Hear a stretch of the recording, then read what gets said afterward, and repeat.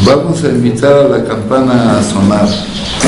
Cuando la invitamos a sonar, enviamos nuestro amor, nuestros saludos y buenos deseos a los seres que la oirán.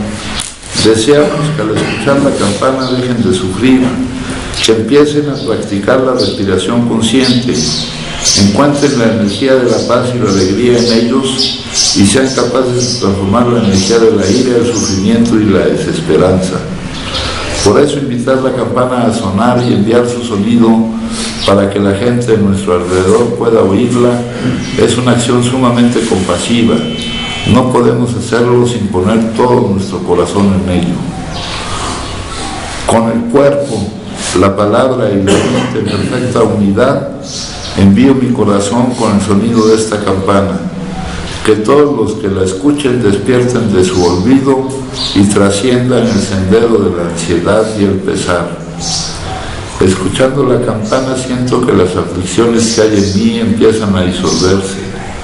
Mi mente se serena y mi cuerpo se relaja. En mis labios nace una sonrisa. Siguiendo el sonido de la campana regreso a la isla de la plena conciencia y al jardín de mi corazón, donde las flores de la paz florecen bellamente.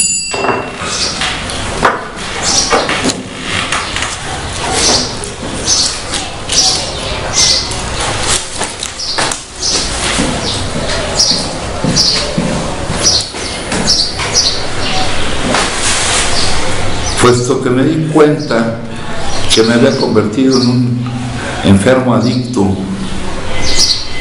que tenía la enfermedad de la adicción y de que jamás podría tener diversión alguna con el consumo, y dado que supe que desde entonces el consumo siempre me causaría dificultades, el sentido común me dijo que lo único que me quedaba era una vida de sobriedad, de no consumo, de abstinencia.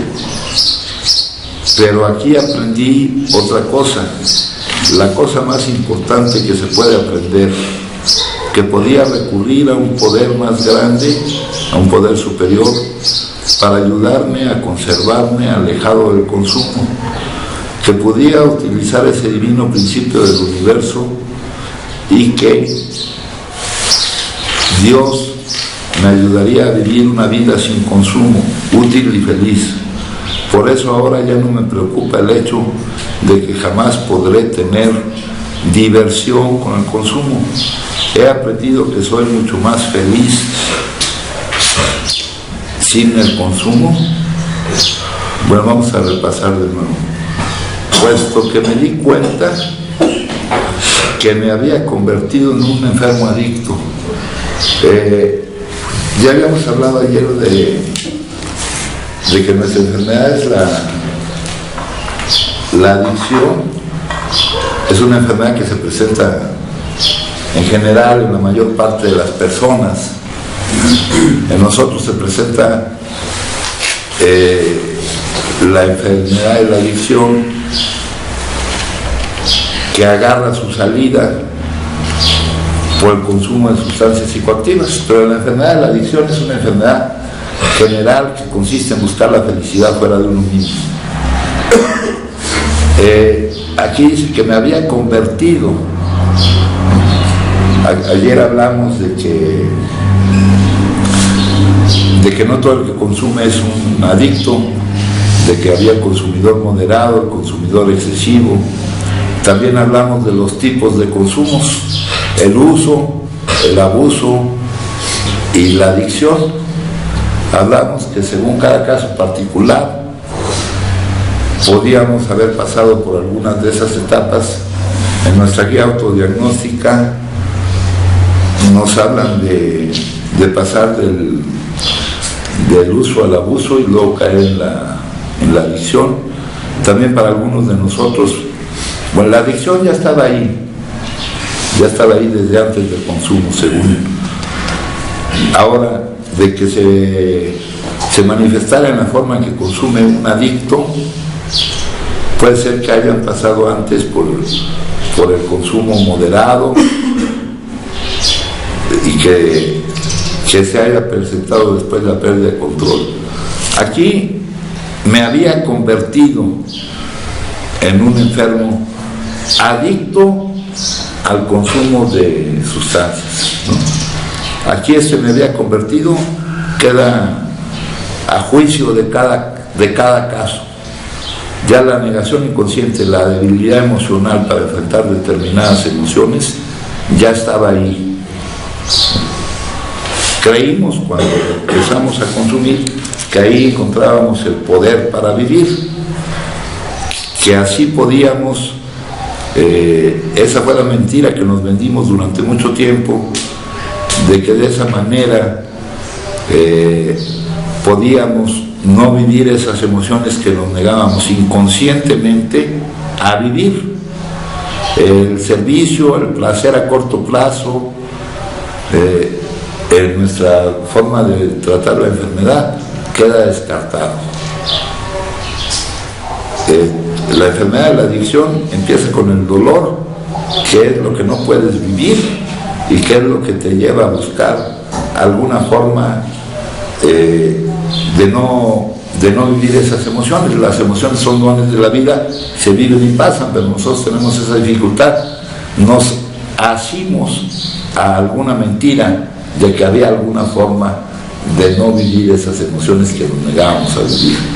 Para nosotros la mentira que nos vendimos fue que era el consumo. Empieza con dolor y termina con dolor, las consecuencias adversas del consumo. Vamos a hablar realmente de lo que es una diversión después. Dice aquí, el sentido común me dijo que lo único que me quedaba, dice, ya soy un adicto y jamás podría obtener, vamos a quitar esto de diversión, vamos a quitar esto y vamos a poner, jamás podría tener beneficio alguno con el consumo. Y dado que supe desde entonces que el consumo siempre me causaría dificultades, y ahí caemos en la segunda definición de adicción: consumo continuo y compulsivo a pesar de las consecuencias adversas. El sentido común me dijo que lo único que me quedaba era una vida sin consumo, pero realmente nosotros no somos poseedores de ese sentido común. Nosotros tenemos la locura, ¿verdad?, de no poder modificar nuestro comportamiento en cuanto al consumo a pesar de las consecuencias adversas. Esa es la locura adictiva, ¿verdad? Y es nuestra segunda definición de adicción. Por más que sepamos. Sí, bueno, usted no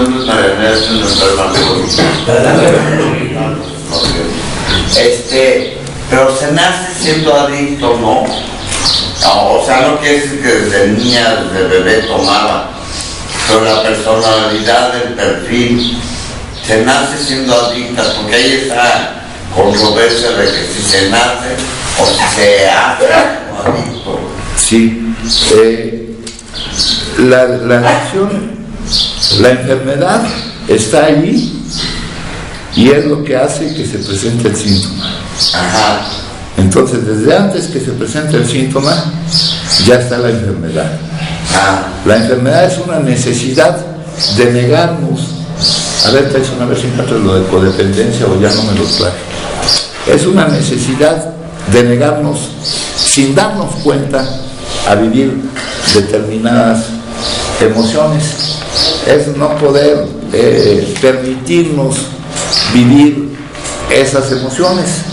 Es un problema de nuestra estructura emocional, de nuestro manejo de emociones.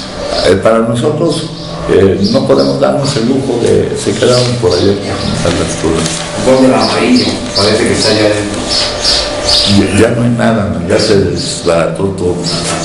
Ahí está. Sí, esa debilidad emocional que nos lleva a negarnos a vivir esas emociones sin darnos cuenta, ahí está.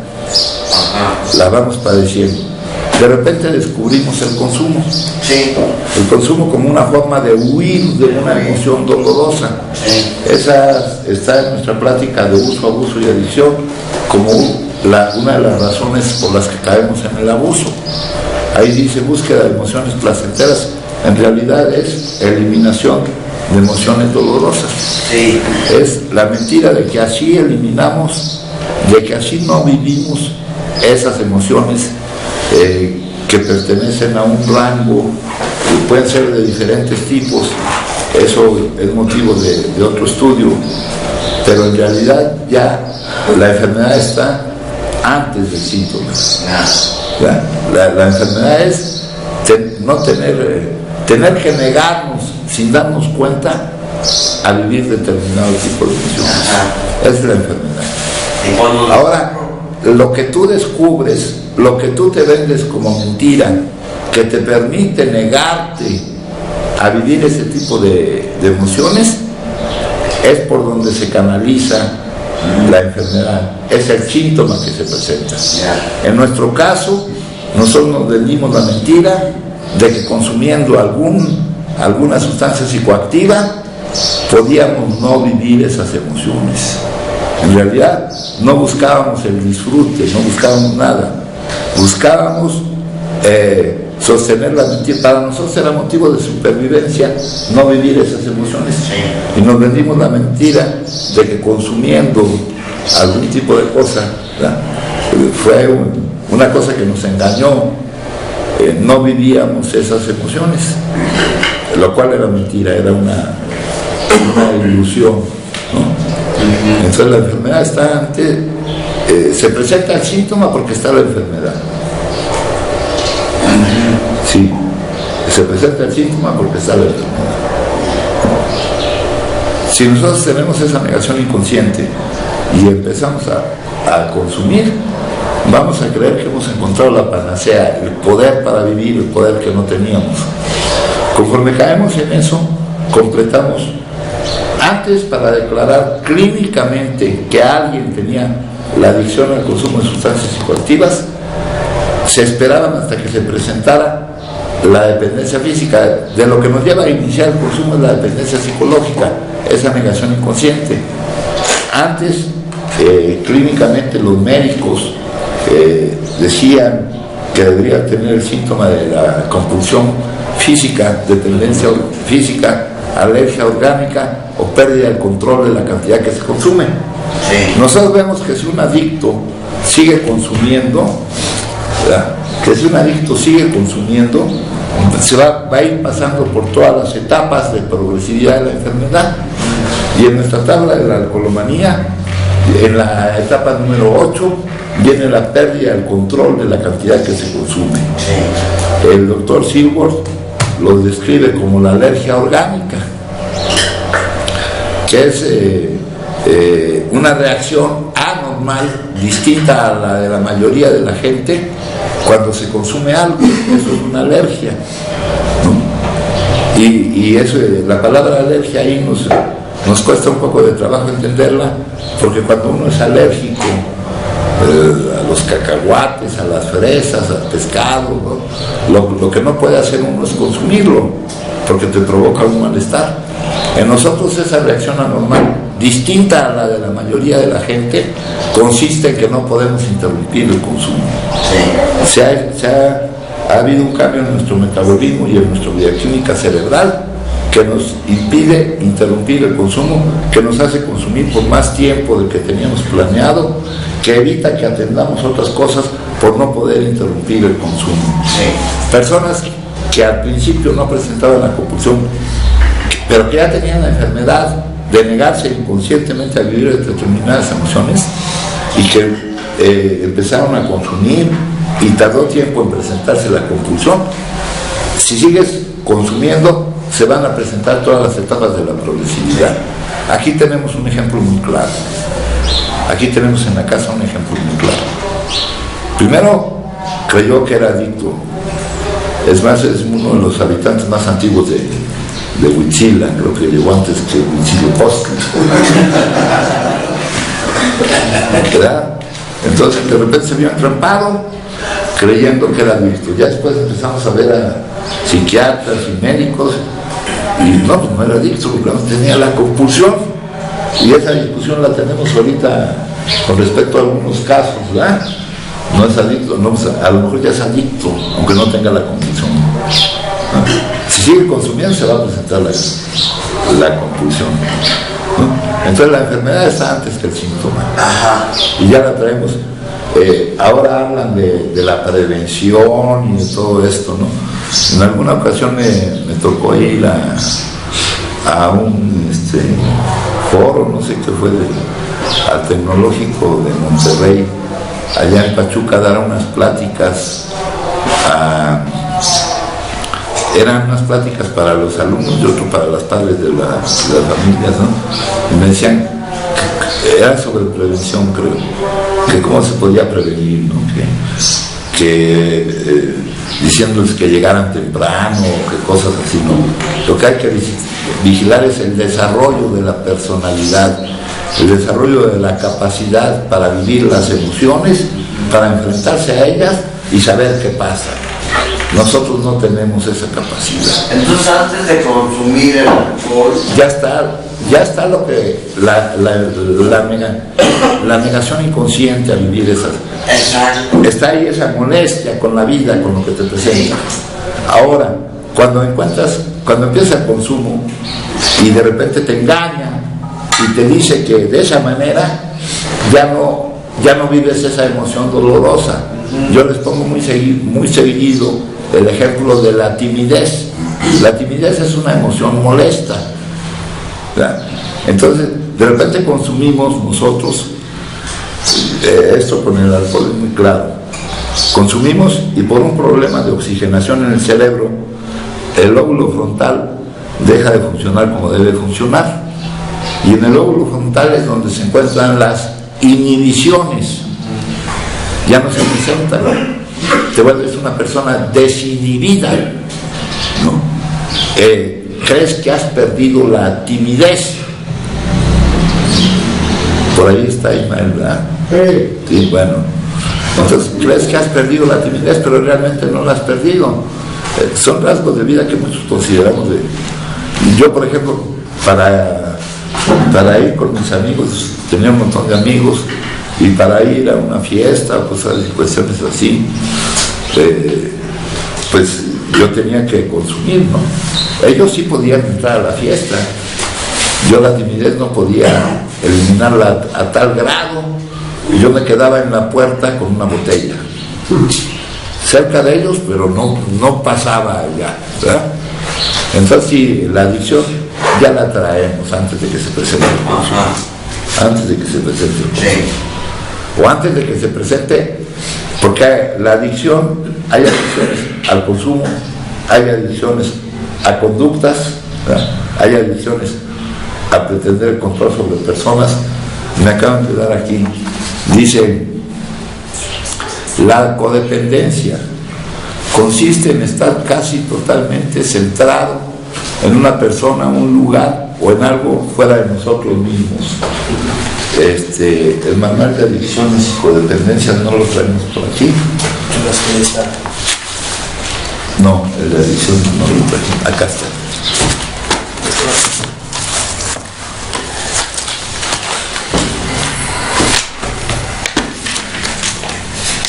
Mientras busquemos la felicidad en el mundo, fuera de nosotros, y no en nosotros, en nuestro interior, estamos a punto de caer en la adicción. Somos adictos. La mayoría de la gente busca la felicidad fuera de ellos. Entonces aquí me dice, se caracteriza, este rasgo lo tiene cualquier adicción. Esta es una plática que dimos hace poco en un grupo de codependientes anónimos. Pero lo que se dice respecto a una adicción se aplica a cualquier otro tipo de adicción. Se caracteriza por una negación inconsciente a vivir algunas de nuestras emociones. ¿Cuáles? Podríamos tratar de determinar cuáles. La negación es una respuesta natural, humana, a situaciones a las que no podemos hacer frente o que no podemos permitirnos sentir. Es nuestra forma de protegernos es un proceso inconsciente necesario para la supervivencia en determinadas circunstancias. Entonces es una necesidad de supervivencia, pero no es una necesidad real de supervivencia. Para nosotros, por el desajuste emocional, la enfermedad emocional que tenemos, la consideramos como una necesidad real de supervivencia. Las necesidades reales de supervivencia no las maneja la parte racional del cerebro. No hay tiempo para que pasen por los procesos hay que reaccionar para sobrevivir, y la reacción, el disparo, está en la amígdala, en el cerebro emocional. El manejo que el cerebro hace de las necesidades primarias de supervivencia se maneja bajo el nombre de craving brain, que es deseo imperioso, pero aquí le vamos a llamar, para no confundir un término que utiliza nuestro libro, le vamos a llamar urgencia imperiosa, urgencia inaplazable, la cual está determinada por un mandato bioquímico, no por una razón, ni por una decisión, ni por una elección, ni por una consecuencia de que yo quiera hacerlo. El consumo para el adicto no es una elección. El más vehemente deseo de dejar de consumir para el adicto resulta totalmente infructuoso. Impotencia, pérdida de las facultades de la voluntad, ¿no? Entonces, el problema ya está ahí desde antes. Ceci. Buenas tardes, Pablo. Esta parte de estar buscando la felicidad fuera de mí, desde ese punto ya tengo la enfermedad, ¿no? Nada más falta desarrollar los síntomas.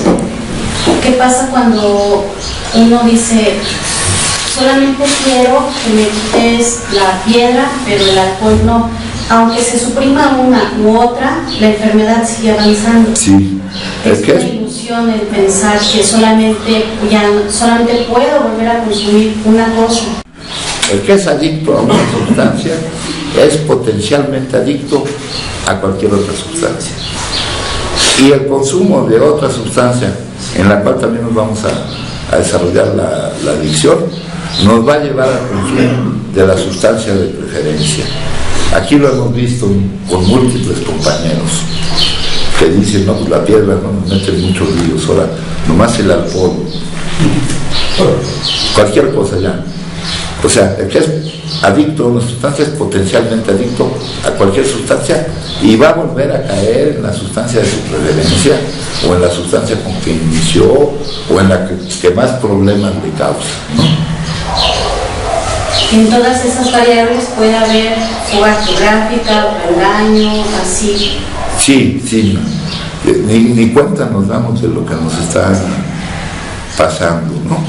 Entonces sí, la enfermedad está ahí y hay que tener muy bien claro que el síntoma no es la enfermedad, ¿no? Muy claro, y que no se puede eliminar el síntoma sin eliminar la causa, y que nuestro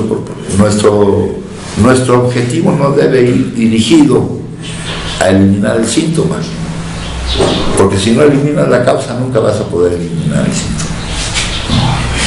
Tú vas a tener que superar la imposibilidad, vas a tener que superar el hecho de que ya no te niegues sin darte cuenta a vivir esas emociones. Y las emociones no lo produce lo que vivimos, sino lo que pensamos de lo que vivimos.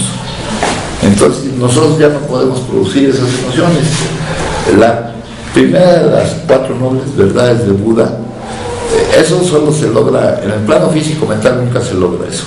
Eso se logra solo acudiendo a la sabiduría de la vida, que es la filosofía perenne o sabiduría perenne, o que es la espiritualidad.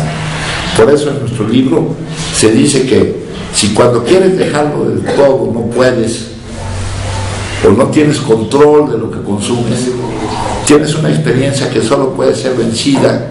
Ahí utilizan un nombre, experiencia espiritual, pero quítenle el nombre.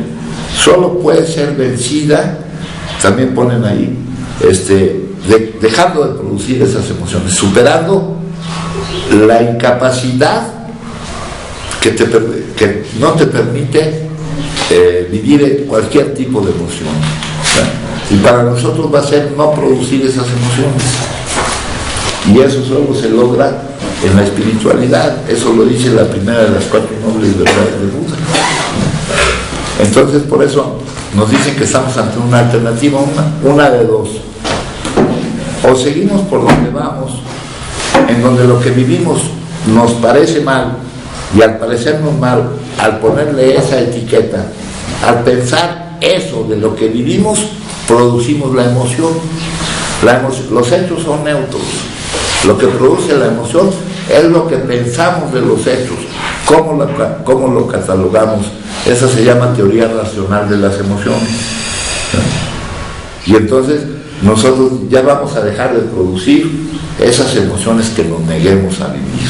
Y eso se logra solo trabajando en la construcción de una base espiritual para la vida. Entonces aquí dice, puesto que ya me di cuenta de todo esto, entonces el sentido común me dijo, el sentido común lo puede aplicar a alguien que no tenga la locura. Nosotros tenemos ese tipo de locura, que hemos perdido la capacidad de aprovechar nuestra experiencia de que consumiendo nos va mal, nos trae efectos nocivos a todas las áreas de nuestra vida, y eso no nos sirve para modificar nuestro comportamiento. ¿Cómo se le puede llamar a tal desproporción? Aquí en este capítulo, el capítulo 3, habla de la locura adictiva. Cómo a pesar de las consecuencias adversas, no nos sirve. Entonces, esto que dice aquí es mentira. Al adicto, el sentido común o saber que le va a ir mal no le va a servir para dejar de consumir. Tiene que eliminar la causa del consumo. El sentido común me dijo que tenía que hacerlo. Lo que me dicen después, pues más o menos tiene cierta relación con lo que uno tiene que recurrir. Nosotros admitimos en el primer paso que somos impotentes ante el consumo. Impotentes es que no podemos no consumir. No es que no podemos consumir. Si no pudiéramos consumir, no estaríamos aquí. Todos hemos venido aquí porque lo que no podemos es no consumir. Esa es la impotencia. Y que nuestra vida se ha vuelto inmanejable, que no nos podemos hacer responsables de las distintas áreas de nuestra vida. Y ahí está el ciclo adictivo en donde nos encontramos dando vueltas y del cual no podemos salir solos. Nos dice que para los que no pueden consumir con moderación, la única solución, nos dice el doctor Silbert, es eliminar el inicio del consumo, la abstinencia completa. Iniciando el consumo, ya que tenemos la dependencia física, compulsión física o pérdida del control de la cantidad que se consume, la historia va a ser la misma: la intoxicación, las modificaciones en la tolerancia, las supresiones aguda, posaguda y toda la forma en que dañamos todas las áreas de nuestra vida. Nuestros problemas se complican, se vuelven imposibles de resolver y otra vez a consumir, ¿no? Entonces ahí estamos dando vueltas. Dice, ahí se está manifestando nuestra locura, esa locura específica, la esperada del asilo, la pérdida de la familia, la pérdida del trabajo. Y a pesar de que eso le esperaba, ya lo sabía, no bastó. Te dice el doctor, tienes el hígado muy crecido, si vuelves a consumir te vas a morir. Pues eso no puede evitar que tú, si no estás atendiendo tu enfermedad, eliminando la causa, vuelvas a consumir. Y aquí vivimos la experiencia. Aquí tenemos personas que se han muerto por esa cuestión. Entonces, esa es la locura. Bill, con su compañero de asiento, iban a la celebración del armisticio. Todo el viaje le fue platicando al compañero lo que le pasaría si consumía la primera, porque nuestro problema es la primera. Y como no se puede empezar por la segunda, pues vamos a tener siempre ese problema, ¿no? No se puede empezar, pero se empieza por la primera, y la primera implica que una es demasiado y niños no son suficientes para el que tiene la pérdida de control, ¿no? Llegando allá, le platicó todo lo que le pasaría. Llegando allá, y lo primero que hizo fue: ¿cómo se le puede llamar a tal desproporción? Dicen nuestro libro. Locura, simplemente locura. Y ahí te lo ponen con otra metáfora, con alguien que le da por pasar a media calle. Y lo que escriben esto es en Estados Unidos, ¿no? Aquí todos se pasan a media calle, por abajo de los puentes, ¿no? Pero allá en Estados Unidos, pues se supone que se pasan por la esquina. Aquí, allá se pasaba a media calle y lo atropellaban, ¿verdad? Y él insistía en pasar, pues lo volvían a atropellar. Salió del hospital, se pasó a media calle, le rompieron la columna y él seguía sin poder dejar de hacer eso. Si cambias atravesarte a media calle por consumir, te das cuenta que eso es una locura. Y esa es la locura específica que tenemos. Tenemos el trastorno mental, en nuestro manual de desórdenes de la personalidad, que son las enfermedades mentales. Tenemos esa enfermedad mental, esa locura. Y respecto a esa locura, es que necesitamos que se nos devuelva la cordura. Como nosotros no podemos no consumir, no podemos adquirir nosotros la cordura. Ese sentido común del que me hablan aquí no va a hacer que vuelva a mí la cordura. Algo me la tiene que devolver, porque lo que me están diciendo en el primer paso es el desahucio ante una enfermedad progresiva e incurable y terminal, en el sentido de que tiene varios fines conocidos: la muerte prematura, el internamiento, la locura, varios fines conocidos. Entonces, la cordura de no consumir de nuevo la primera dosis es lo que es aquello de lo que debemos convencernos que va a ser devuelta a nosotros, pero no por nosotros, sino por algo que no sea nosotros. Ahí es donde meten a un poder más grande que nosotros. Eso se combina con la construcción de una base espiritual para la vida, porque es ahí donde se puede eliminar la percepción de sufrimiento, la percepción, es ahí donde puedes, en base a la confianza que tengas, desafiar lo que te dice tu pensamiento y vencer lo que te diga tu voluntad, para dejar de producir las emociones que te niegues a vivir, ¿verdad? Entonces aquí me dice, al llegar aquí, aprendí otra cosa que se puede aprender, la más importante que se puede aprender, que se puede recurrir a un poder superior para conservarme alejado del consumo. Para que ese poder superior me permita conservarme alejado del consumo, ese poder superior debe evitar que yo produzca esas emociones que me niegue a vivir. Ese poder superior no me va a tocar con una varita mágica, sino que es lo que implica la relación que voy a tener con ese poder superior. Una confianza absoluta, saber que Él es el que tiene el control, dejar de jugar a ser Dios, que es lo que dice aquí. Saber que el que controla las cosas es Él y no yo. Saber que siempre pasa lo correcto para el todo, que todo suceso es una ayuda. Eso se desprende de las características que tiene ese poder superior para que me sea devuelta la cordura de no consumir de nuevo la primera, ya que yo no voy a juzgar lo que viva de manera que me produzca una emoción que me niegue a vivir. Por eso es la construcción de una base espiritual para la vida. Entonces aquí se aprende que podemos recurrir a ese personaje, llamémosle como le llamemos, si es persona o no es persona, discutirlo es perder el tiempo, me dicen aquí, ¿verdad? Pero sí debe tener ciertas características. Deben darme a mí una confianza para que lo que diga mi mente de lo que estoy viviendo no sobrepase la confianza que yo tengo en el que me está poniendo a vivir eso. La fe es confianza, no desafío, es certeza de que el hecho de que vaya o no contra mi voluntad, que se realice lo que yo quiera o lo que yo no quiera, no va a tener más peso que la confianza que yo tengo, porque él ve la interconexión de todos los hechos, que ningún suceso es por y para sí mismo. Todos esos son los principios espirituales. De esa manera ya no se producirá la emoción que yo me niegue a vivir, ¿verdad?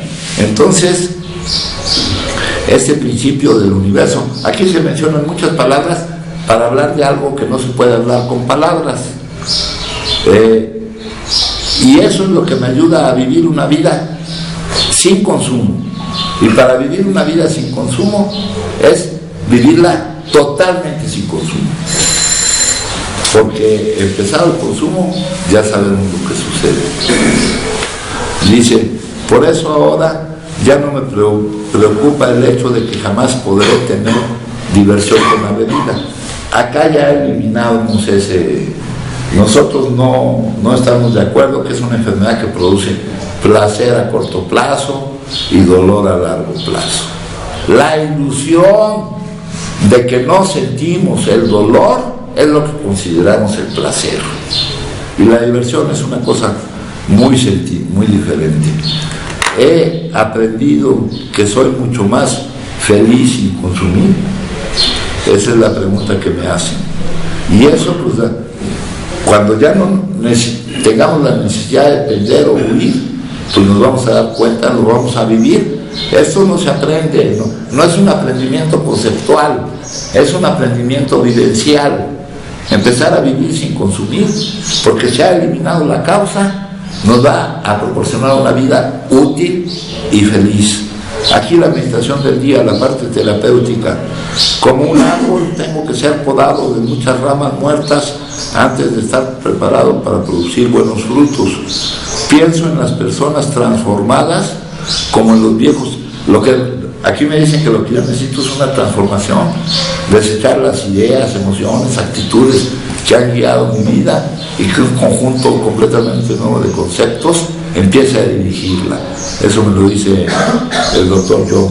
Un cambio revolucionario en mi actitud hacia la vida, hacia mis semejantes, hacia el universo de Dios. Todas esas formas son la forma en que me dicen que yo debo dejar de producir esas emociones. Y aquí también me lo vuelve a decir con otra metáfora, que han sido despojados de sus ramas viejas, podados, cortados y desnudos, pero a través de las ramas oscuras aparentemente muertas fluye en silencio la savia nueva hasta que el sol de la primavera acompaña la nueva vida. Lo pasado, bien pasado, porque en los resultados que yo debo lograr me dicen que no debo lamentarme por el pasado ni cerrar las puertas, porque ese pasado que viví ahora es lo que me va a servir para conocer algo que nunca había conocido. En esa ventaja, en ese caso, respecto a eso, los adictos al consumo tenemos una ventaja, porque las personas que su adicción se manifiesta de otra manera, que son el 99.999% de las personas, no tendrán la necesidad apremiante de recurrir a esto. Pero toda la gente necesitaría esto para ser libres, para no quedar a merced de las circunstancias ni de las actitudes de los demás. Dice, brotan las hojas, los botones, las flores y los frutos, y su renacimiento es mejor por la poda. Sé que estoy en las manos de un jardinero supremo que no comete errores en sus podas. Nosotros le vamos a dar valor a lo que hemos vivido, a lo que consideramos como un sufrimiento, ese fondo. Vamos a hacer que sirva para lo que deba servir. Es necesario el sufrimiento, es necesario hasta que te des cuenta que no es necesario, hasta que te canses de sufrir y dejes de sufrir. Esto es lo que te permite dejar de sufrir. Luego con gran necesidad poder desprenderme de las ramas muertas de mi vida, ya no vivir en el pasado, tenerlo ahí, pero que poder recurrir a él con el tiempo reloj, pero no con el tiempo psicológico, poder aceptarlo disolver el cuerpo, dolor. Hay muchas de las cosas que he vivido y que no he aceptado ni no acepto, y está latente ahí para producirme dolor. Vamos a deshacernos, empezamos la recuperación en este punto, y hacia adelante no produciremos más dolor para nosotros, pero también tenemos que trabajar con aquellas cosas que no hayamos aceptado. Por eso están otros pasos ahí. Luego dice, pido no lamentar la poda, ya que ello me ayudará a producir mejores frutos más adelante. Lo único lamentable del sufrimiento, de todo aquello que yo pudiera considerar como sufrimiento, es que no sirva para lo que debe servir. Bueno, ahora vamos a hablar de esto de la diversión un poquito, de la felicidad. En primer lugar, primero se lo voy a mostrar de una forma muy sencilla.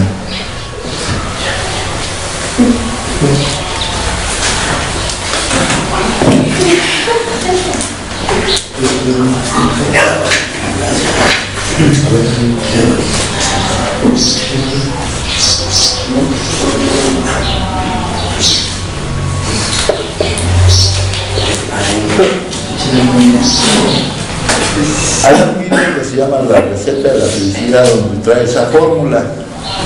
Nos dice que la felicidad es igual a la predisposición más las condiciones de vida más las acciones que realicemos. Respecto a la predisposición, nos habla que hay gente, acuérdense de aquellos del vaso medio vacío, medio lleno, hay gente que está más predispuesta a no ser feliz, y hay gente que está menos predispuesta. Pero cada una de esas variables contribuye con determinado porcentaje a la felicidad, y cada una de esas variables se pueden ir cambiando. La predisposición se puede cambiar, las condiciones de vida, sean muy malas o muy buenas, es poca la contribución que tienen, y también contribuyen durante poco tiempo. Nos hablan, por ejemplo, ahí en las condiciones de vida, que aquellos que sacan la lotería muchas veces se meten en un problema. Hay libros escritos sobre eso, y la más importante, las acciones que nosotros hagamos.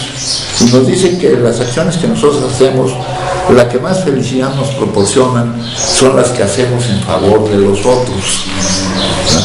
Este es todo un estudio. Pero ahora traigo algo más novedoso, compañeros.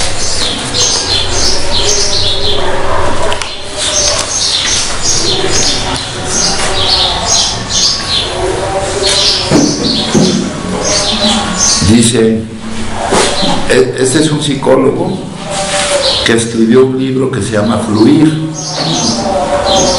Eso fue después de 25 años de investigaciones psicológicas sobre la felicidad. Tuvo mucho éxito, y su interés en el disfrute empezó mucho antes, haciendo una tesis.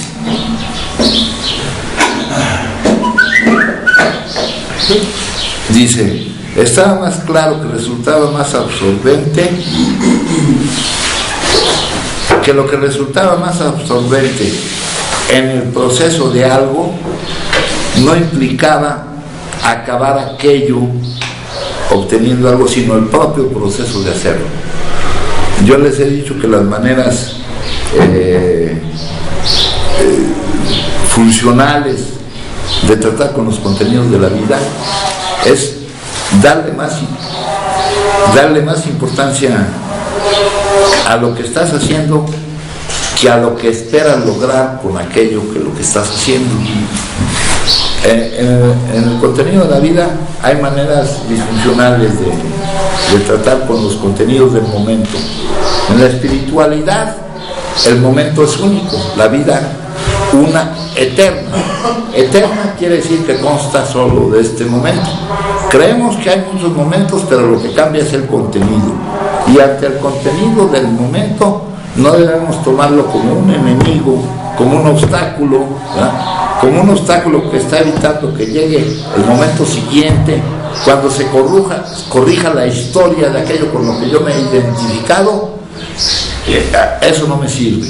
Maneras funcionales debe de tener de que menos uno de estos tres niveles: la aceptación del contenido del momento, el gozo del contenido del momento o el entusiasmo. Aquí me dice, está claro que lo que resultaba más absorbente en el proceso de pintar, puede ser cualquier cosa, no implicaba acabar obteniendo un bello cuadro, sino el propio proceso de pintarlo. La idea de que una persona pudiera trabajar sin descanso durante días, sin ninguna otra razón que seguir trabajando, difícil de creer si se detiene uno a pensarlo. Un comportamiento raro pudiera parecer. Los artistas no son los únicos que invierten tiempo y esfuerzo en una actividad que cuenta con pocas recompensas fuera de sí misma. La recompensa está en lo que estás haciendo, no en lo que vas a lograr con lo que estás haciendo. Los niños pasan gran parte de sus vidas jugando. Los adultos también juegan algunas cosas. Otros aprenden a tocar instrumentos, a leer novelas. Dice, siempre existe posibilidad de que el hacer esas ciertas cosas te traiga consecuencias adyacentes que sean benéficas para ti, como hacerte rico o famoso. Pero lo que te hace hacerlo no es eso, sino el proceso mismo de hacerlo. Podemos justificar la práctica de algo, por ejemplo, los deportes, como para mantenernos sanos. Los objetivos externos suelen estar presentes como telón de fondo, pero rara vez son la razón principal por la que nos involucramos en dichas actividades. La razón principal es que es un disfrute por sí mismo. Dice, quienes dedican su tiempo a hacerlo, lo hacen porque la calidad de la experiencia, mientras se hayan inmersos en esas actividades, es intrínsecamente gratificante. En pocas palabras, se hacen por diversión. Aquí vamos a encontrar lo que es la verdadera diversión. Nada de que serpentinas y globos y confeti, y menos como nos poníamos, eso, ahí no había ninguna diversión, ¿no? Porque aquí se presenta lo que este psicólogo denominó con y esto le fue sugerido por las personas, por todo el estudio que hizo, como fluir. Fluir no suele tener lugar durante relajados momentos de ocio o entretenimiento, sino más bien cuando nos hallamos activamente sumergidos en un empeño difícil, en una tarea que nos obliga a emplearnos a fondo físico o mentalmente. Puede suceder realizando cualquier actividad, hacer un trabajo difícil, deslizarse por una ola, enseñar algo, ¿verdad?, que concentran todo nuestro ser en un arrebato de energía armónico, elevándonos por encima de las ansiedades, porque estamos completamente en el momento presente, no hay brecha, y de la abulia, la apatía, que caracterizan gran parte de la vida cotidiana. Aquellos que quieren descansar antes de cansarse, ¿verdad? Dice aquí, cuando los desafíos son elevados y se utilizan a fondo las habilidades personales, experimentamos este extraño estado de conciencia. El primer síntoma de que se está fluyendo es una concentración de la atención sobre un objetivo claramente definido. Nos sentimos sumergidos, concentrados, absortos, sabemos lo que hay que hacer y obtenemos una respuesta inmediata acerca de cómo lo estamos haciendo. ¿Verdad? Aquí nos ponen el ejemplo de un jugador que sabe si cada jugada la está haciendo bien o mal, si alguien que toca alguna música, cómo escucha lo que está tocando. Incluso un trabajo generalmente aburrido, una vez que los desafíos se han equilibrado con las habilidades de la persona y que se han clarificado los objetivos, puede empezar a resultar emocionante y apasionante, ¿verdad? Entonces tenemos que tener objetivos claros que equilibren las dificultades con nuestras habilidades, ¿verdad? La profundidad de la concentración requerida por el equilibrio preciso de desafíos y habilidades excluye preocuparse acerca de cuestiones que pasan a ser temporalmente irrelevantes. Nos olvidamos de nosotros mismos y nos abismamos en la actividad. Si un escalador se preocupa de su trabajo, de su vida amorosa, mientras está colgando sobre el vacío, con la punta de sus dedos, no tardará en caer. El músico tocaría una cuerda equivocada. El uso apropiado de las habilidades ofrece una sensación de control sobre nuestras acciones, pero como estamos demasiado ocupados para pensar en nosotros mismos, no importa si controlamos o no, si ganamos o perdemos, solemos experimentar una sensación de trascendencia, como si se estuviesen expandiendo los límites del yo. El marino se siente uno con la embarcación, el viento y el mar. El cantante tiene una misteriosa sensación de armonía universal. En estos momentos desaparece la conciencia del tiempo y las horas dan la impresión de pasar en un periquete sin que nos demos cuenta. Este estado de conciencia, que es lo que más se acerca a lo que pudiéramos llamar felicidad, depende de dos grupos de condiciones. El primero es externo. Algunas actividades son más susceptibles de producir fluidez que otras porque tienen objetivos concretos y reglas manejables, posibilitan el ajuste de las oportunidades de actuar con nuestras capacidades, proporcionan información clara acerca de cómo lo estamos haciendo y eliminan las distracciones y hacen posible la concentración. Y aquí nos ponen juegos, actuaciones, rituales religiosos, son actividades fluidas. Uno de los hallazgos más importantes ha sido que cualquier actividad puede producir la experiencia óptima de fluir, siempre y cuando cumpla los requerimientos enunciados.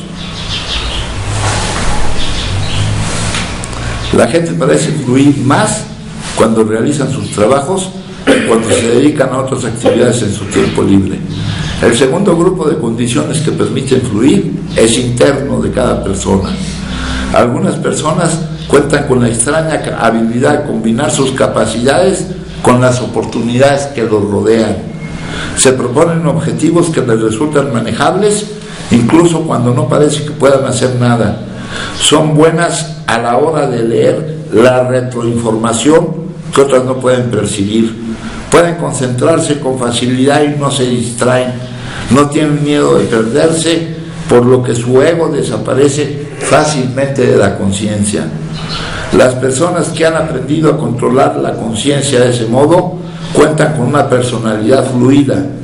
No necesitan jugar para fluir, pueden ser felices incluso trabajando en una cadena de montaje o languideciendo en confinamiento solitario. El fluir describe a personas, en el libro se describió a personas que habían hecho de su vida una experiencia feliz y significativa al introducir toda la fluidez posible. Entonces, aquí es donde encontramos auténticamente lo que es la diversión, compañeros. Ya vimos ayer que una de las secciones de la construcción de la base espiritual se refería a la motivación, a desechar las ideas erróneas acerca de lo que nos trae la felicidad. Nos decía que nuestros deseos de ser felices eran buenos, pero que lo malo eran las elecciones, algo pequeño, la comida, el sexo, eso no te iba a producir la felicidad. Habíamos visto que eso se podía vivir y experimentar y ver que ahí donde lo buscabas no estaba. Empezaban aquellos por ver el placer, luego el prestigio, la fama, el poder, luego el servicio, luego venía el renunciamiento. Es el transcurrir de la vida humana donde te lanzas en búsqueda de lo que crees que quieres, hasta que te das cuenta de lo que realmente quieres, hasta que encuentras el metamotivo de la vida humana, el mayor de todos los descubrimientos, saber que no eres más, que no solo eres más de lo que imaginabas, sino más de lo que te puedes imaginar, saber que lo sagrado te abraza y para siempre te llena de gracia. Encontrar a Dios no es una elección. Si no lo encuentras, conocerás las miserias de la vida. Ahí en nuestra oración de los alimentos decimos: te pedimos por nuestros hermanos que tienen hambre y no te conocen. Tener hambre y conocer a Dios no es lo mismo que tener hambre y no conocerlo. Pasar por lo que te pone la vida a vivir, que acá en nuestro libro dice, en este drama de la vida, no es un viaje a Disneylandia. Caminar con Dios es muy distinto de caminar solo. Y eso es lo que nos va a permitir dejar de producir. Y acá cuando hablamos vamos a eliminar un montón de condicionamientos. Dice, nadie quiere curarse, dicen los que se dedican a esto. Algunos quieren eliminar el síntoma, ¿ya? Otros, dice, contemporizamos, disimulamos, hacemos las cosas a medias. Queremos mostrar que estamos haciendo algún esfuerzo, ¿no? Yo les decía, pues con total de que no me estén molestando, que no se preocupen tanto, pues voy. La excepción es aquel que está dispuesto a liberarse de todo condicionamiento. Eso es lo que dicen los terapeutas, los directores espirituales, los directores de la mente. Y eso es el proceso de nuestro programa. En el primer paso, yo no puedo. El segundo paso, de alguna manera me puede hacer regresar a la cordura, de alguna manera se puede. En el tercero, la aceptación de lo que es la práctica espiritual esencial. Yo dejo de ponerle condiciones a la vida porque nadie está en capacidad de ponerle condiciones a la vida. Nadie puede decir que mi vida sea de esta manera o de aquella otra manera. Dejamos de jugar a ser Dios, no da resultado, dicen ahí. Entonces yo acepto la vida como sea, y con eso no estoy haciendo ninguna gracia, porque en realidad no voy a cambiar como Él me va a mandar a vivir las cosas, ¿verdad? Con tal de que se me devuelva la cordura de no consumir de nuevo la primera dosis. Ahí ya vamos el primero, el segundo y el tercero. La práctica espiritual esencial. Sí. Y mientras más dependa de Dios, más se van cayendo, por decirlo así, los condicionamientos, los apegos. Mientras más dependa de Dios, sí, todos van cayendo. Sí, los apegos tienen que caerse por sí solos. Y lo que nos hace más libres, menos dependientes de montones de cosas, es la dependencia absoluta de Él. Dependiendo de Él, ya no tenemos necesidad de depender de otras cosas. Sí, sí. Entonces se caen solos. Se caen solos los apegos. Mientras más dependa de Dios. Mientras más dependemos de Él. Y en esa dependencia hay una confianza y una certeza total. ¿Qué pasó?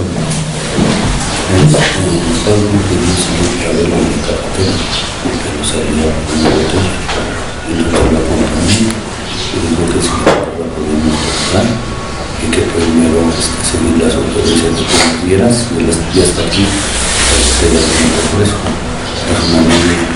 Y yo le dije que yo no sé dársela hasta que no me dijeras tú que se pudiera, no sé qué hacer. Dile que ahorita vamos a esperar a aclarar eso. Ok. Bueno, entonces hablamos de esto para quitarnos algunas ideas erróneas sobre la diversión y esas cosas, ¿no? Y sobre lo que ha sido para nosotros el consumo. Luego, aquí en la lectura de hoy, nos dice: cuando nos volvimos adictos de nuevo, otra vez, aplastados por una crisis que nosotros mismos nos habíamos impuesto, como si hubiera sido por nuestro gusto, que la enfermedad nos impuso y que no podíamos posponer o evadir, tuvimos que encarar sin ningún temor el dilema de que Dios lo es todo, o de otra manera, Él no es nada. Dios es o no es.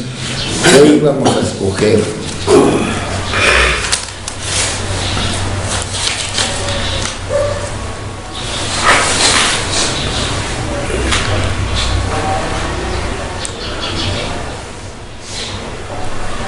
Dice aquí: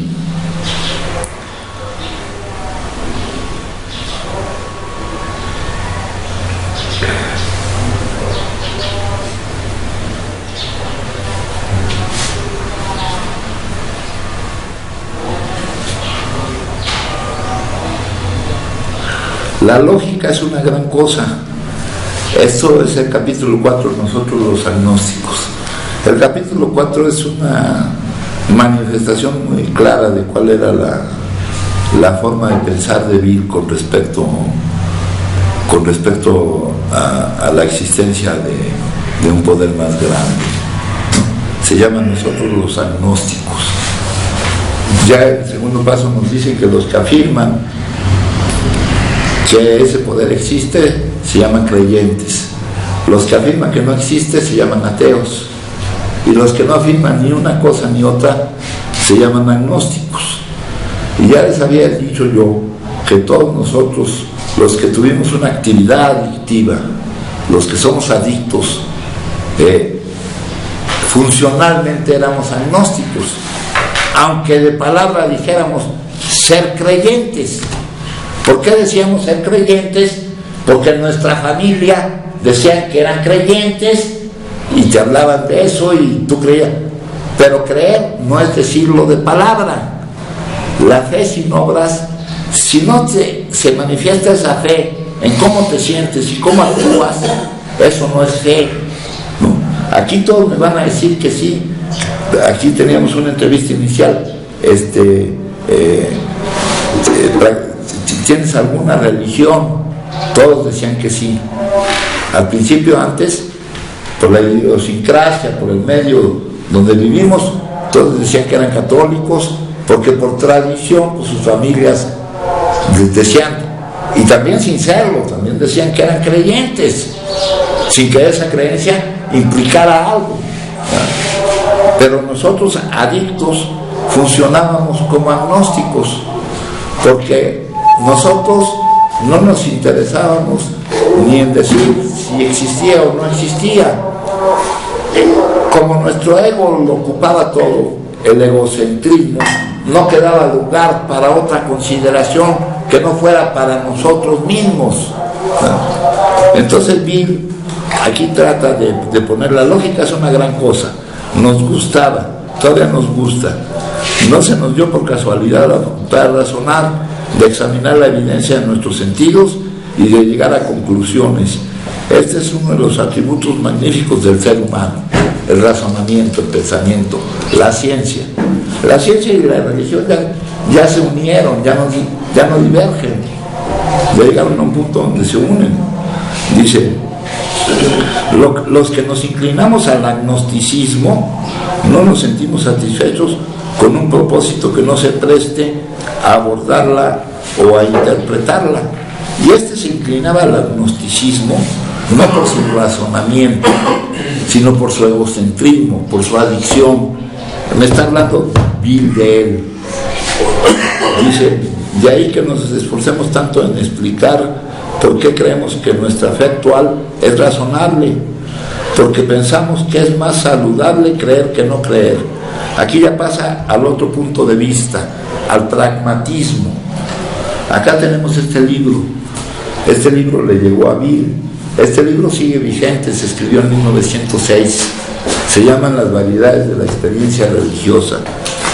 Este filósofo es el creador del pragmatismo. El pragmatismo es una corriente filosófica que nos dice que el juicio de valor de alguna cosa lo da su utilidad. Aquí nos preguntamos no el por qué, sino el para qué. Aquí me lo dice: pensamos que es más saludable creer que no creer. En nuestro caso, ¿qué es?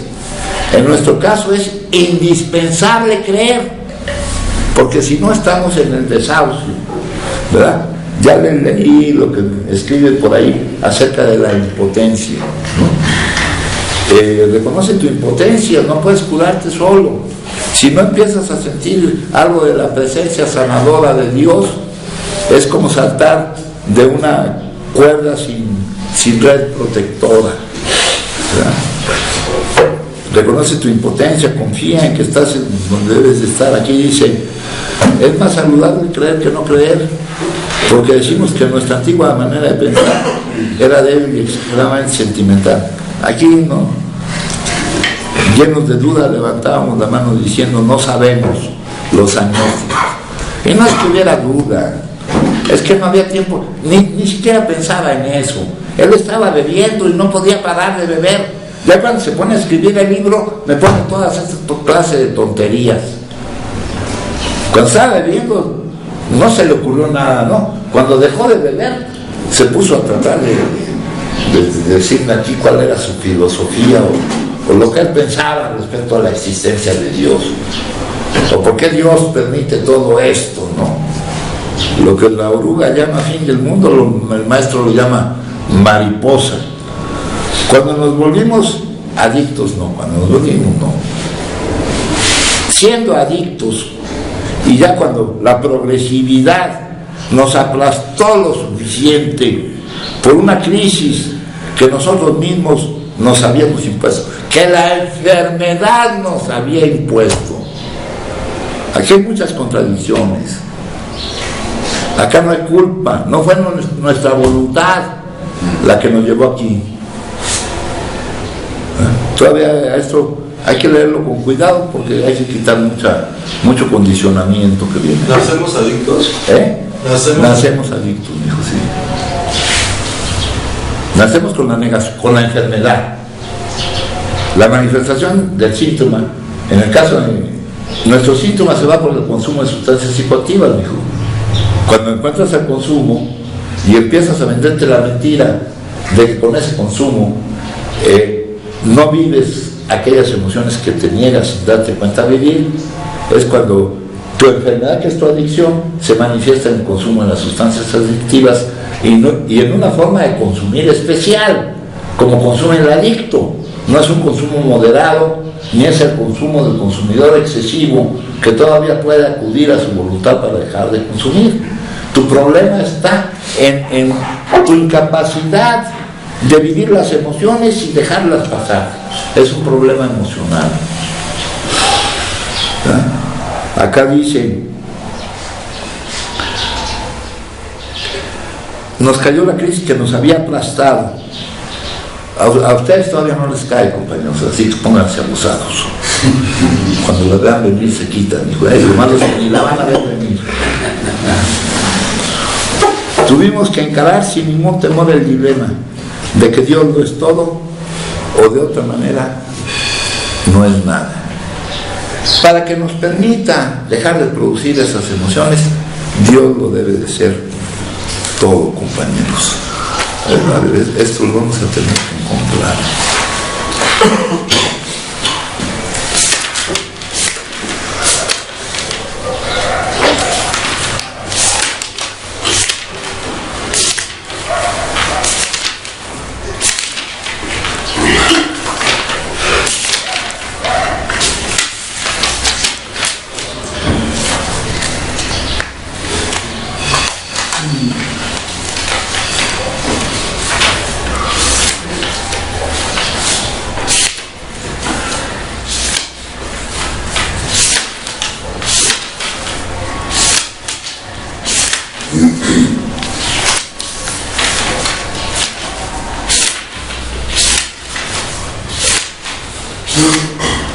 El hecho fundamental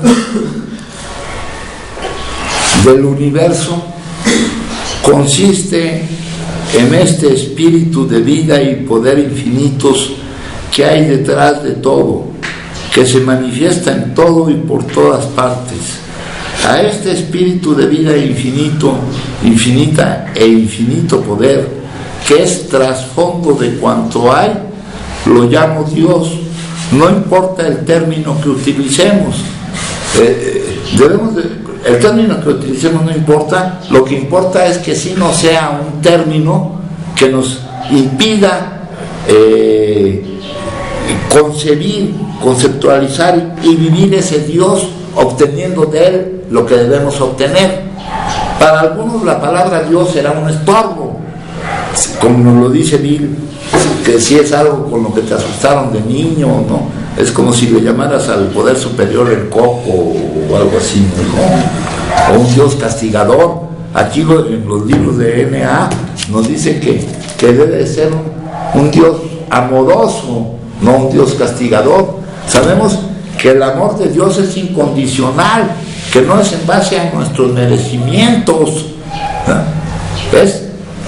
El amor de Dios es para todos.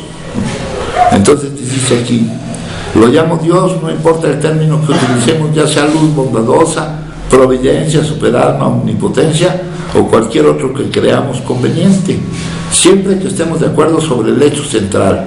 Así, Dios solo llena el universo, de manera que todo proviene de Él y es en Él, y no hay nada fuera. Él es la vida de nuestra vida, nuestra misma vida. Participamos de la vida de Dios, y aunque nos diferenciemos de Él, porque somos espíritus individuales, mientras que Él es el espíritu infinito que nos incluye a nosotros y a todas las demás cosas, en esencia la vida de Dios y la del hombre son idénticas, es decir, una misma. No se trata de una diferencia de esencia o cualidad, sino de grado. Aquí viene una frase que es muy importante.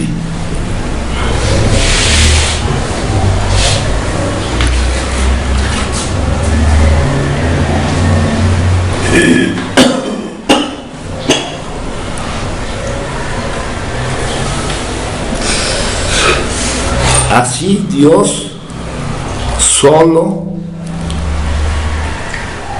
llena el universo. No está Él y yo.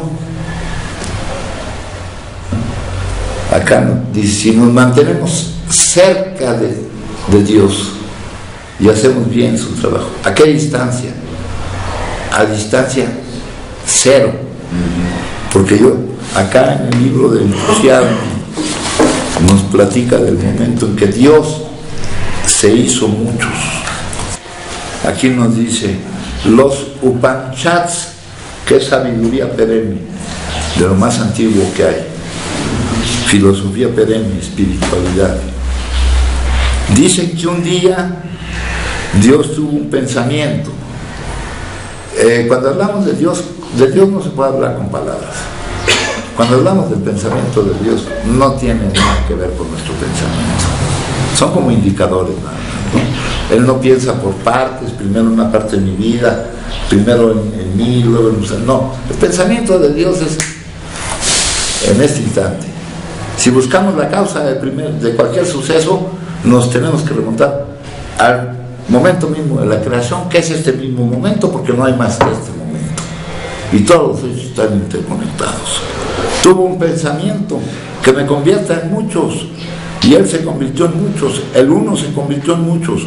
¿Cómo habrá sido? ¿Qué debe de haber sentido Dios cuando surgió su deseo de que existiera el universo, un solo verso? Primero hubo el expanda inicial, el latido divino, la gran pulsación, la animación de vida en el vacío. Esto se volvió un calor viviente dentro de una semilla diminuta a la que llamamos perla azul.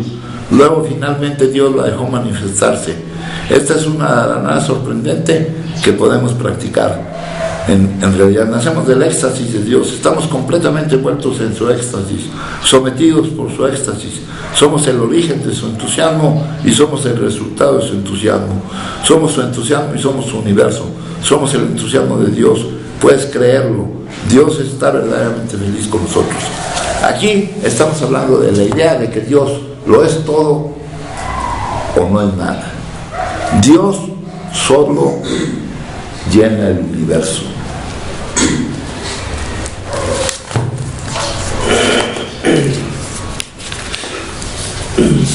Fíjense, me están hablando con palabras de lo que no se puede hablar de palabras, y me lo hablan distintos maestros de distintas épocas, y todos me dicen lo mismo de diferente manera. El ser es, ya le estamos cambiando el nombre para que no nos moleste el nombre de Dios. El ser es la vida una, otro nombre, tiene varios nombres. Eterna, que solo consta de este momento, no es que dura por siempre. Sí dura por siempre, pero para que dure por siempre, solo debe constar de este momento. siempre presente, que está más allá de las miles de formas de vida que están sujetas al nacimiento y a la muerte. Sin embargo, el ser no solo está más allá, sino también profundamente en el interior de cada forma, como su esencia más invisible e indestructible. Esto significa que es accesible a usted ahora como su propio ser más profundo, como su verdadera naturaleza, como su esencia, como lo que no cambia. Pero no busque asirlo con su mente, la comprensión. El todo es impensable e inexpresable. El pensar fragmenta. Aquí nos dice, Dios solo llena el universo. En la lectura que estamos leyendo, o Dios es todo o es nada. Aquí dice, no trate de comprenderlo, solo puede conocerlo cuando la mente se ha callado, cuando usted está presente completa e intensamente en el ahora. Recuperar la conciencia del ser y permanecer en ese estado de sensación, realización, es la iluminación, el despertar, la salvación con respecto al pecado, al errar en el blanco de lo que es la vida. Entonces aquí dice, el gran hecho central de la vida humana, el metamotivo de la vida humana, es penetrar en una comprensión consciente de nuestra unidad. La esencia de la experiencia espiritual es la conciencia de Dios, darte cuenta de que Dios está. Y la pregunta no es ¿dónde está? A alguien le preguntaron, le dijeron, te doy tanto si me dices dónde está. No, pues yo te doy el doble si me dices dónde no está, porque es lo único que hay. Dice, y abrirnos completamente a esta afluencia divina, en el grado en que nos adentramos en esta comprensión consciente y nos abrimos completamente a esta afluencia, realizamos en nosotros las cualidades y poderes de la vida infinita. Nos convertimos en canales por cuya mediación puede actuar la inteligencia y el poder infinito. En la medida en que nos damos cuenta de nuestra unidad con el espíritu infinito, cambiamos la enfermedad por el alivio, la desarmonía por la armonía, el sufrimiento y el dolor por la energía y la salud abundantes. Reconocer nuestra propia divinidad y nuestra íntima relación con el universal es conectar los cables de nuestra maquinaria a la central motriz del universo. No hemos de estar en el infierno, y el infierno no es un lugar, sino un estado de nuestro ser, que no sé si estén ustedes ahí ahorita o no.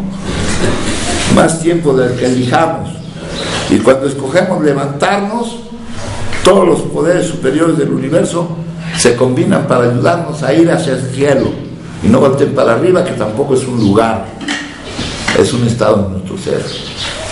El reino de los cielos está dentro de nosotros. Entonces, ¿de qué se trata la recuperación? De pasar del infierno al cielo sin movernos de la silla. Sí, dijo. Sí, ahorita ya con lo que va de la junta y todo, ¿no? Esto de la enfermedad y así, para pronto, la ausencia de Dios en mi vida, ¿no? O sea, siempre el rechazo ante lo que es, ¿no? La frustración, el miedo, todas esas cosas, ¿no? Desde una temprana edad, ¿no? Siempre el desacuerdo, siempre. Y eso es donde alcanzo a detectar, ¿no? El sufrimiento que me llevó a buscar una manera ilusoria, ¿no? de creer que escapaba de todo eso. Entonces, cuando tengo contacto con la sustancia, una sustancia pues que para mí y para muchos no, es una sustancia engañosa, ¿no? que no me dejaba ver claramente, ¿no? Más aparte ya todo lo, como yo veía la vida, ¿no? Pues en ese momento el consumo fue, desde que hubo el contacto, fue todo el tiempo, ¿no? Engañosamente no me di cuenta, porque yo sentía de alguna forma, como dices, de ilusión, el creer haber encontrado pues la panacea, ¿no? la forma de vivir, ¿no? Que no me afectara y no me molestara la voluntad de Dios. Entonces, para este proceso, pues ha habido todo el proceso de la vida, el empezar a darme cuenta, ¿no? de todas estas cosas. Ahorita se hablaba de la solución, ¿verdad? De pasar del infierno al cielo sin moverme de la silla, con un estado de mi ser, y de lo que decía en el libro, ¿no? De que esto pues fluye, se emana y todo, ¿no? De lo que ponías de lo de la felicidad, ¿verdad? Y para esto me recuerda un cuentito, ¿no? De ese que dices que cuando están picando piedra y les van preguntando, ¿y tú qué haces? No, pues yo espero la hora de que salida y esto está de la chingada, ¿no? Y así sucesivamente, ¿no? Hasta llegar a ese punto, ¿no? Donde decir esa parte de que pues hace tiempo que yo no hago nada, ¿no? Pero aquel que mora en mí es el que hace todo. Entonces, alcanzar esa libertad de lo que se habla ahorita, ¿no? Vivencialmente, emocionalmente, no con palabras, no con movimientos, no, nada de eso, ¿no? Sino un estado de ser realmente, ¿no? Entonces, hace rato platicando así, veíamos esa parte, o sea, algo cambia, ¿no? Algo transforma, algo maravilloso empieza a encontrarse, ¿verdad? Cuando dice de los despertares espirituales, el principal pues de repente no consume, ¿verdad? Pero viene acompañado de más despertares por todas esas conductas que yo traigo desde una infancia y todas estas cosas.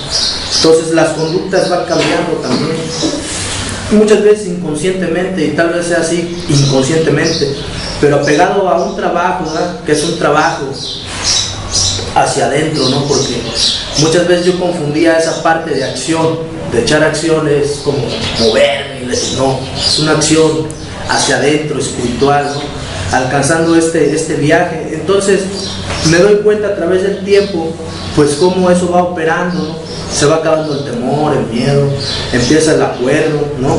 Y por ahí dice muchas veces, pues más te vale estar de acuerdo, ¿verdad? Porque si no estás de acuerdo, pues ve cómo te pones, ¿no? Y pues para mí, teniendo este tipo de enfermedad que se manifiesta en muchas cosas, ¿no? Pero estamos hablando del consumo, ¿no? En el consumo, pues es importante para mí no desatender esta parte, ¿no? Esta parte que me da, no sé cómo explicarlo con palabras, pero desaparece pues todo con aquello que me identificaba, ¿no?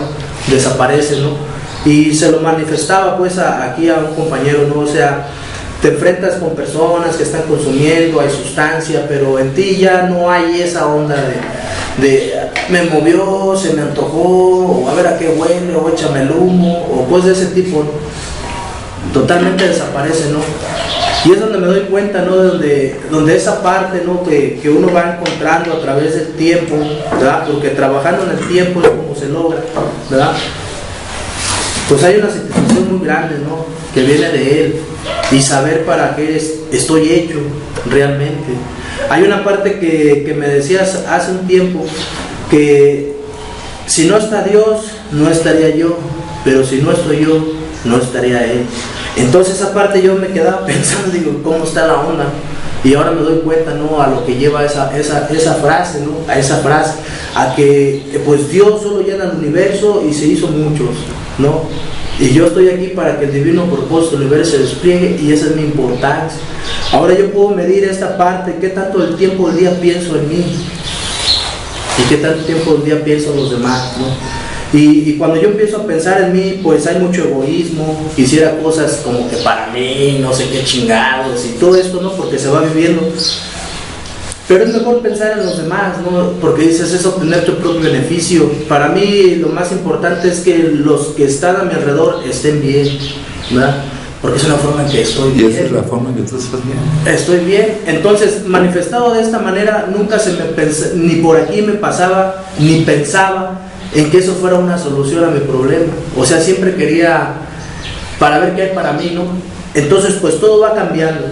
Entonces, estamos hablando de esta parte de la enfermedad y todo esto. Hace rato se preguntaba las fugas geográficas y todo esto. Pues una fuga geográfica, pues para mí sería como, no sé, venirme de Michoacán y nomás rentar en Huitzila, pero no atender mi enfermedad, ¿no?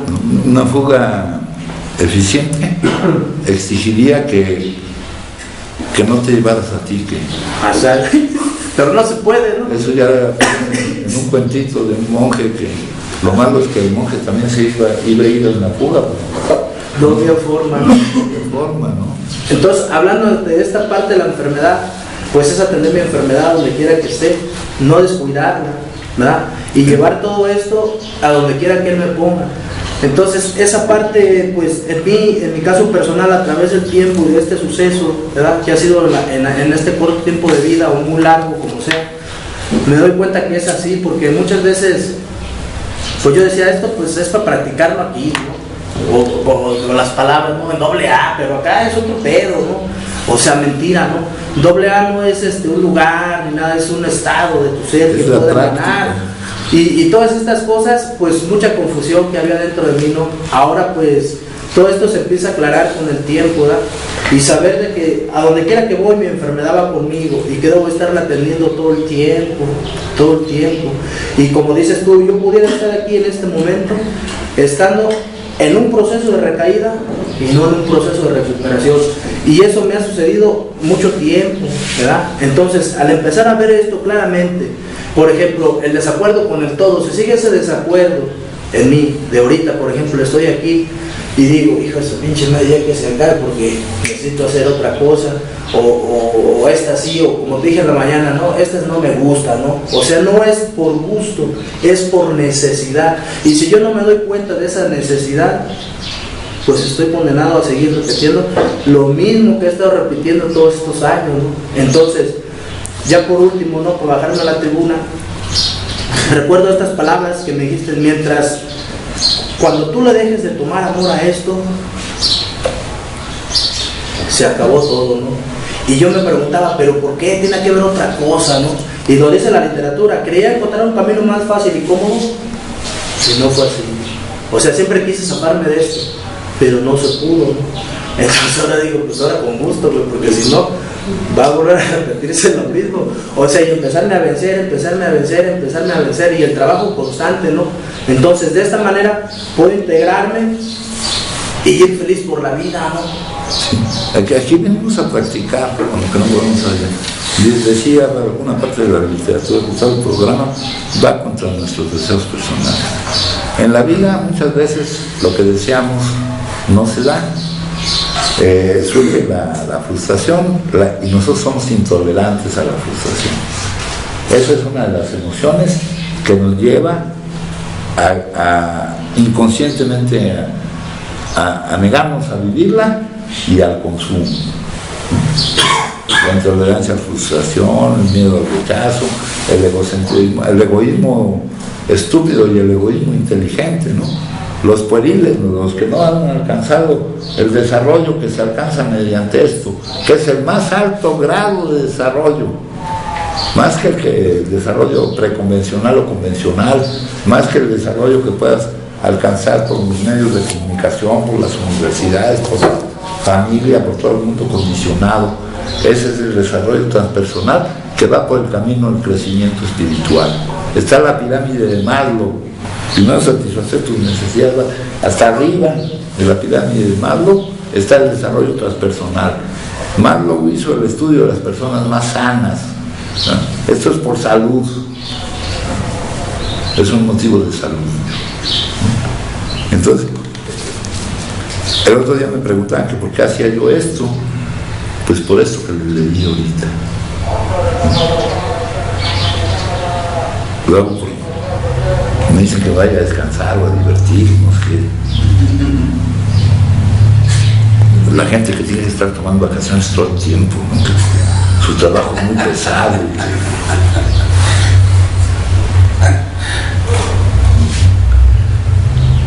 Dice, hoy mi elección es Dios, Él es todo. Por esto estoy verdaderamente agradecido por haber podido elegir eso. Cuando elegíamos indebidamente nuestra elección, en nuestra elección no había libertad. Nosotros no elegíamos con su vida. Cuando elegimos porque era conveniente, estábamos empezando a lograr algo de libertad, ¿no? Cuando escogimos porque nos vimos obligados ya a venir aquí, nos fueron cercando las paredes y nos pusieron por aquí, ¿no?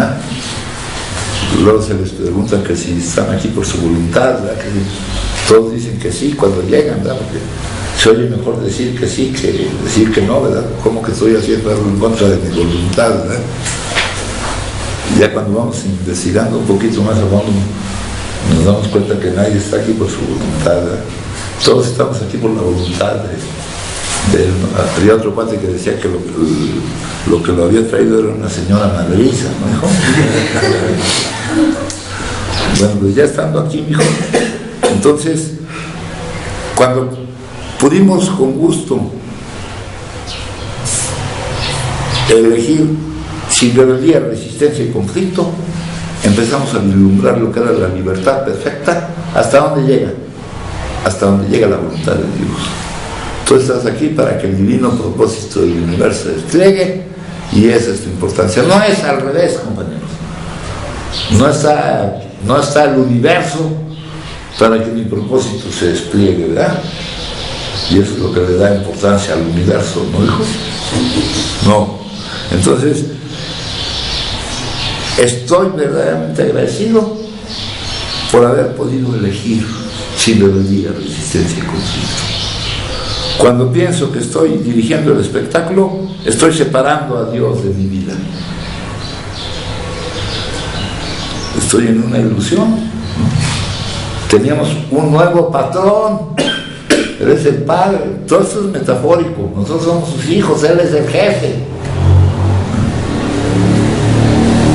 A él imploro que pueda recordar esto cuando me permito ser atrapado en mi egoísmo, en el predominio de lo que se desprende de mi identificación con lo que no soy. Hablábamos del egoísmo estúpido y del egoísmo inteligente. Los pueriles trabajan en beneficio propio. Los que ya se dieron cuenta trabajan en beneficio de los demás. Basta en fijarse en la diferencia entre ambos, se ve a simple vista. Al trabajar en beneficio de los demás, estamos trabajando en nuestro propio beneficio. Ese es el egoísmo inteligente. Pero eso va contrario a la lógica mundana, a todo aquello que nos han enseñado por allá. Y para darse cuenta de que esto es así, tienen que arriesgarse a vivirlo. Y lo que los impulsará a arriesgarse a vivirlo es la necesidad de salir de la situación en la que nos encontramos. A él imploro que pueda recordar esto cuando me permito ser atrapado por mi egoísmo. Lo más importante es que hoy yo esté deseoso de desarrollarme espiritualmente y que Dios sea todo. Cuando estaba tratando de dejar de consumir por mi propia cuenta, nunca pude. Con Dios y con la comunidad de práctica espiritual, que es esto, la comunidad terapéutica, donde estamos todos practicando estos principios, y parte de mi práctica es contribuir a la práctica de ustedes, está dando resultados. Esto parece ser un simple pensamiento, esto parece ser simple para un adicto complicado, ¿verdad? Ahorita se nos hace muy complicado, pues tenemos que llegar hasta el momento en que se nos haga simple, ¿no? ¿Está ahí como vamos de tiempo? ¿Ya?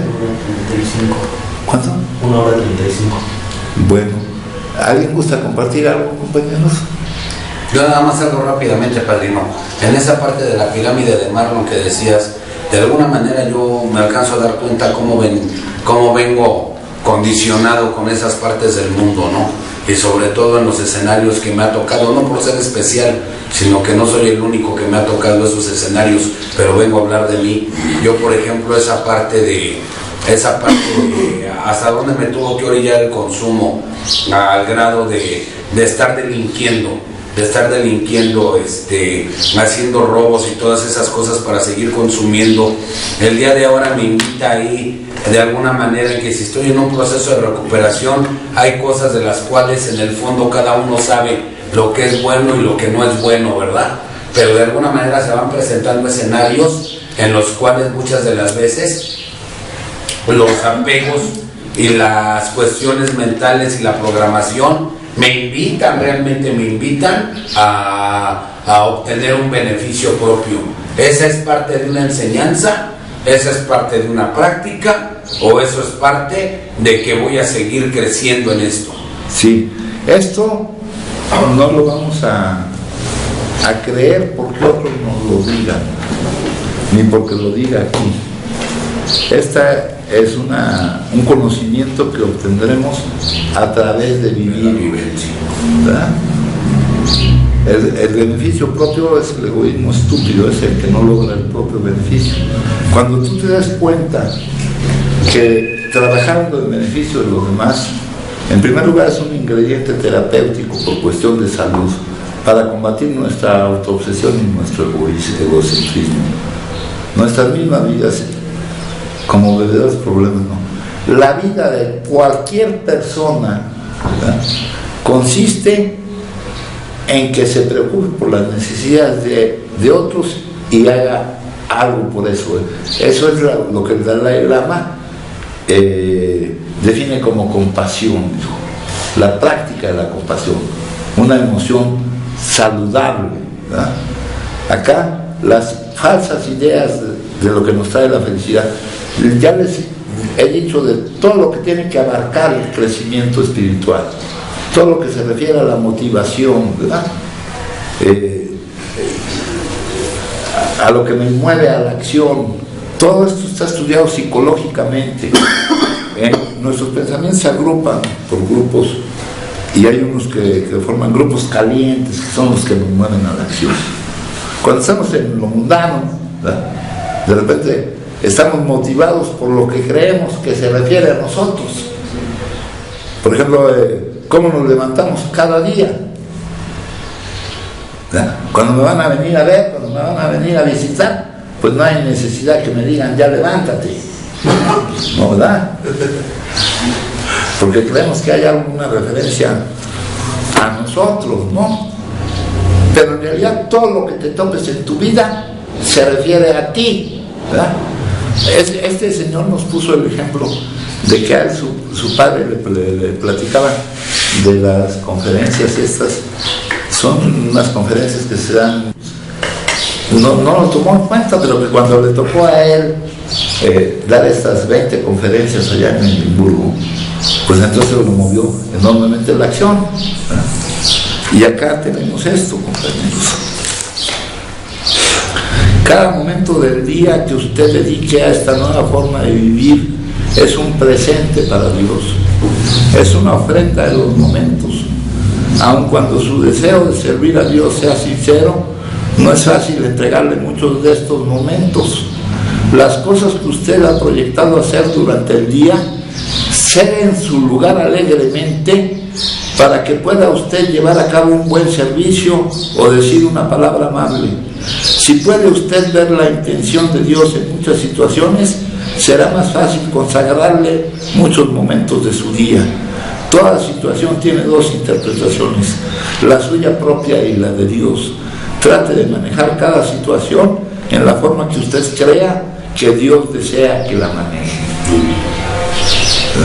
El mantenimiento, no estamos curados, lo que tenemos es una suspensión diaria en nuestra sentencia que depende del mantenimiento de nuestra condición espiritual.